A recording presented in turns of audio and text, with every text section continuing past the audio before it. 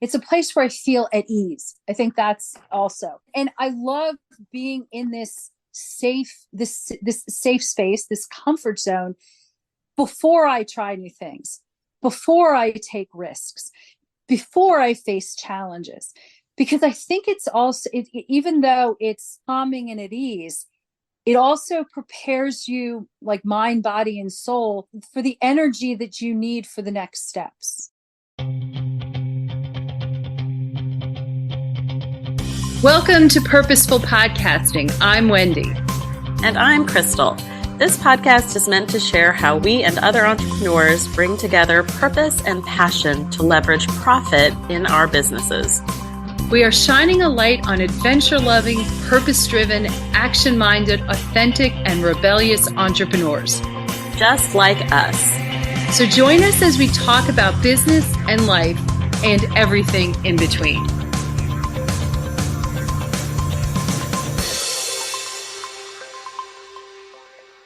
Hello there, and welcome to this week's episode of Purposeful Podcasting. I am Wendy, and I'm here with Krystal.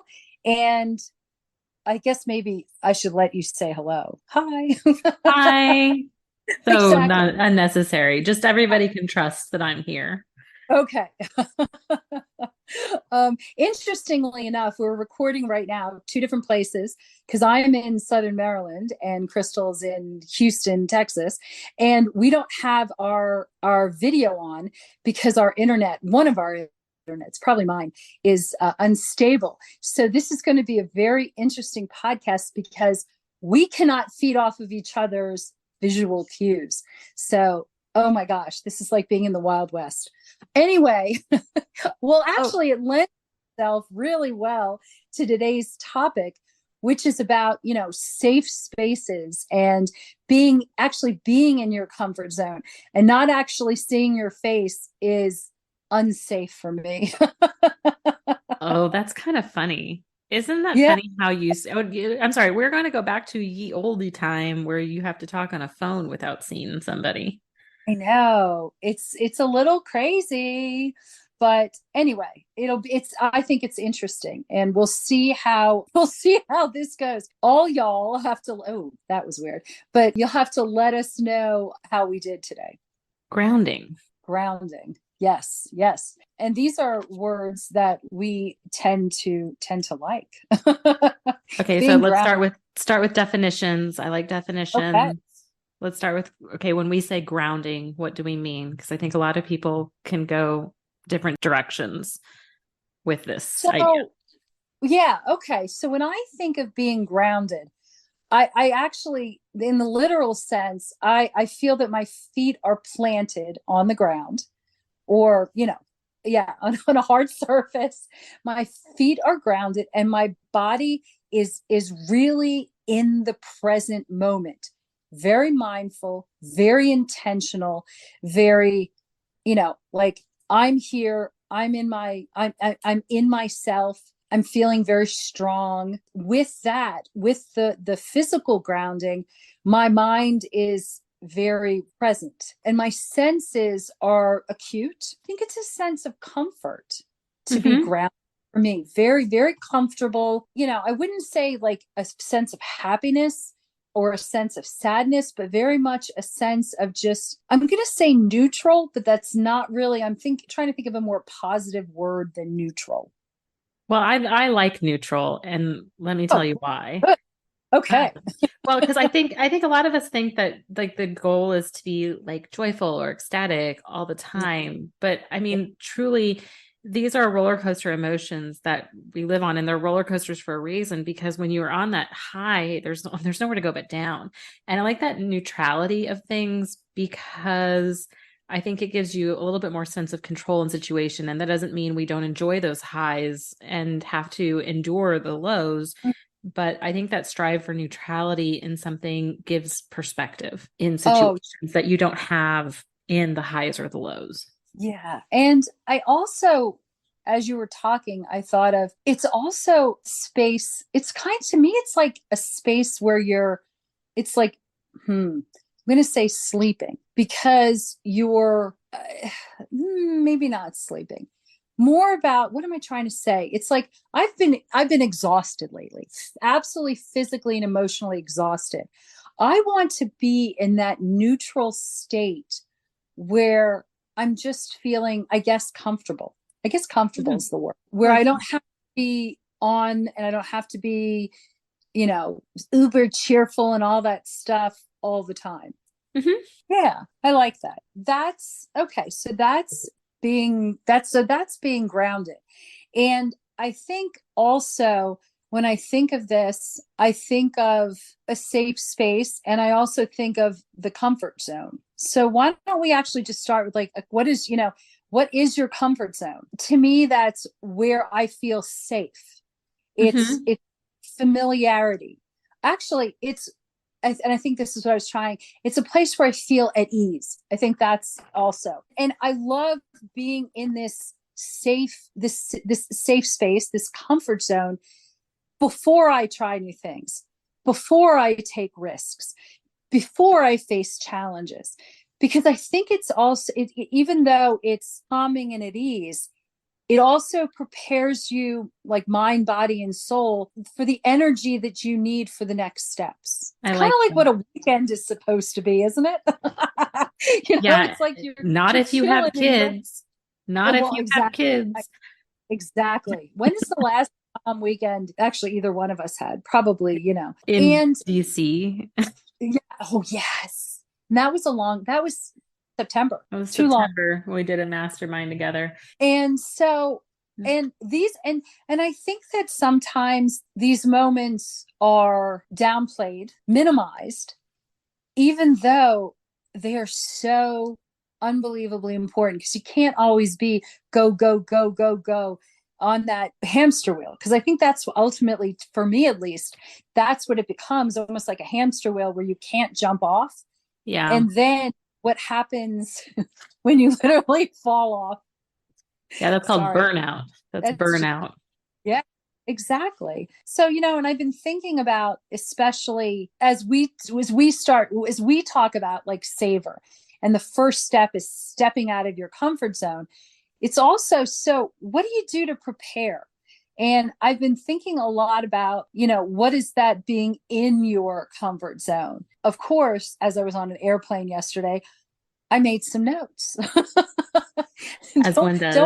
I have idle time, which, if you don't mind, I would love to share. No, I do. I would love for you to share those. And then I'd love for us to share with our listeners, what are our comfort zones? Because I think I know a couple of yours. It's also just fun to know. Actually, I pictured at one of them when I think about you, but anyway, I'll tell you that later.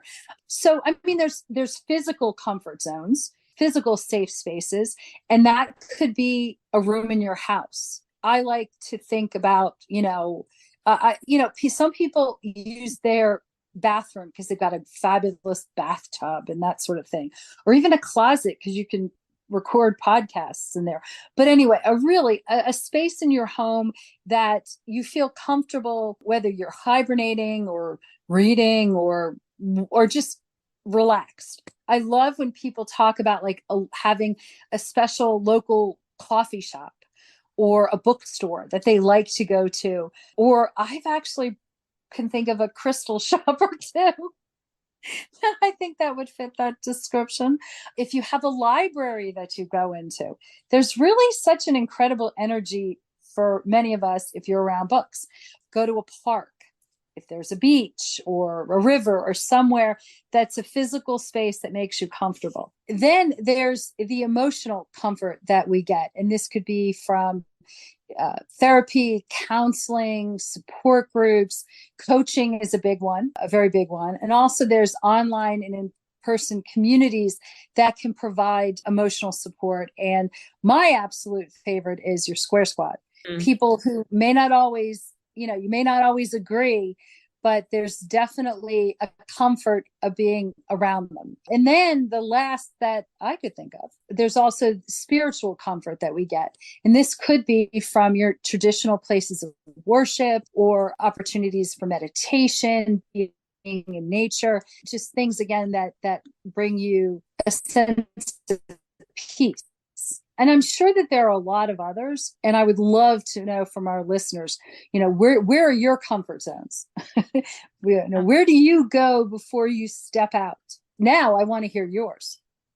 So for me, and there's a couple of different things that I derive comfort from, aside just from food. But it's also, I think mostly it's in the connection and companionship of people. And I find that my community provides my biggest comfort, my square squad. These are the people I go to for emotional support when I'm spinning out on different things in life or in business. There are certain people that I call on, or if you're Wendy, you just get Voxer dumped in the verbal vomit of Krystal. But there's certain people that I really lean on in situations where I'm having a hard time. And I think that for me is the most important thing, because it's not location specific. I can do it at any time. We just pick up the phone most times. And so there's a lot of people in my world that I really rely on for that. Wendy said she can imagine me in one spot. We know one of my most important rituals in the morning is to have coffee on my back porch in the morning before everybody wakes up, which is fewer and farther between these days, of just getting that peaceful time really early on to get to do that by myself. But those are things that are ritually very important for me. And when I don't have those rituals in place, and usually as long as I can have the cup of coffee in my hand and I can enjoy some quiet time with that in the morning, there are just rituals that I put in place throughout my week that when I don't have those things in place, and we've done podcasts about rituals and the importance of routines and the benefits of that. When I don't have those things, and even the ritual of having the touch point with you, Wendy, or the ritual of the touch point with different friends or family throughout my week, I do feel off kiltered. And when I have those things in place, that does help keep me grounded throughout my week, which keeps me much more level-headed to attack the inevitable shit show of things that come down the pike. I really love how you put that about rituals, because I think about my comfort zones are like being on a rowing machine. But I think that's one of them. But I think to some extent, it's also the ritual of getting up, going, doing, the feelings of satisfaction and accomplishment afterwards. I think I think it's also the ritual. And I have to say, I'm super envious of I don't drink coffee, but the morning moments, I'm always very, I love hearing about that, because I just picture you kicking back, feet up, toenail polished with the coffee. And I have to work on my backyard. I will never leave this house just because of this beautiful view I have in my backyard. Oh, it's so awesome. And I realized for me, spending time with my dog is like such comfort. Yeah. It's like he senses usually when I need him, or when I'm really at an emotional upheaval, he's always there. He just instinctively knows. It was interesting thinking about yesterday at the airport. They had a comfort dog at the airport in Denver. We waited to pet this gorgeous golden retriever, and it was so sweet. But I realized just, the benefits of pets and for me, it's especially dogs. One of these days, maybe we'll live in the same area, same region, same something. The world could not handle it, Wendy. Yeah, the world could not handle it. I really think the world could. I really think so. I think maybe so not too. Maybe not our husbands, but the hell with them. The hell with them. One of the things that also is I love Voxer, but I love hanging out. Yeah. It's it's going to have high tea, going to that spa, or doing things like that. I love hanging out with with my friends. There's something about it. Again, it's just a comfort thing. I'm sitting in my comfy chair right now, which makes me happy. Brandon got me I said, I want a big oversized chair to read and work in my bedroom. And when mom's in this chair, it means leave her alone. Yeah, exactly. Yeah. And it's interesting. Well, I have this big old chair that I got at IKEA. Oh my God, 20 years ago. And I'm just I can sit sideways. I have a blankie on it, And I've also been collecting little pieces. We should actually share, little pictures. Though my space is not necessarily neat right now, but I have pictures that I have collected from travels that are just colorful and, just make me happy, make me feel safe. Yeah. Oh, I love this. So I'm feeling all warm and fuzzy. It's all warm and fuzzy. So, we've talked about like what is grounding and, given examples of like, why is it so important to incorporate these things into your life? So we mentioned Savor. Our Savor method is the Serendipitous Rebel coaching method. It was created by Wendy years ago with Rebel on the Go. And we're going to do a whole other podcast episode on it. But one of the first steps of Savor is to step out of your comfort zone. And this is how we approach all things with our clients and in our coaching. And Wendy's point and what kind of sparked this conversation was, I really think that in order for you to do that, you have to feel safe. And she mentioned that earlier in this episode, but why? And why are these things and these rituals so important to entrepreneurs? Because, I really think that this is what sets the stage. This is what helps set the foundation for your growth and development. And really the growth and development at an exponential, warp speed, because it's like I almost think of it as like you're stepping out of your comfort zone because you're in your comfort zone. Does that make sense? That you have these foundational pieces. You have, the physical space, the emotional space, the spiritual space. In addition, where we throw in like your strengths and your values. But because you have all of this set up, you're ready to go. You are ready to face challenges, take risks, have new experience. And this truly leads to entrepreneurs who want to be successful. You want to succeed in whatever and achieve whatever your goals are and make whatever impact and profit you want to make. So I just really think that having it's I don't like to use the word mindset because it's really much more than that. It's far more holistic than just using your mind. Well, as I would give the analogy of you're going to go run a marathon tomorrow. And I know. And that's funny. And you all should go back and listen to our podcast episodes about the half marathon I ran earlier this year. But it is the things that you're going to do in order to prepare to do the hard thing, because none of us can run marathons every single day, all day, every day. Our legs would fall off. But what we do is we prepare, but we practice. But the night before a marathon, we're not out partying till 2 a.m. I mean, at least I'm not. I'm too old for that shit. So what are we doing? We're getting enough rest.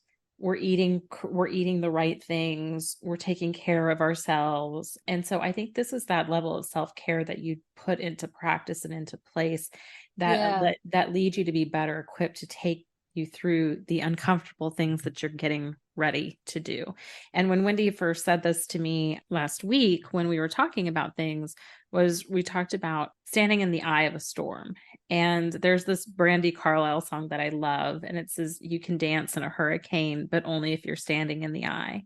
Because so much of our life can feel like a hurricane. Just everything is swirling around us at any given time. There's just a million different things. And it's the mom stuff and the kid stuff. And maybe there's stuff with your spouse, and maybe you're moving, or maybe you've got a trip coming up. And then all these personal things going on. And then you have all the things in your business. You got to send out this newsletter this week, and you got to market, and you got to post on social media, and you got to write an SEO rich blog. You can't just blog. It's got to be an SEO rich blog. And there's so many different things constantly swirling around that if you just don't take that moment to take the pause and really be able to look around you and ascertain what's the priority, what's important here, what can I focus my eye and my attention on, what can I not, I feel like you can't even get that perspective unless you're doing some grounding work or some self-care work along the way.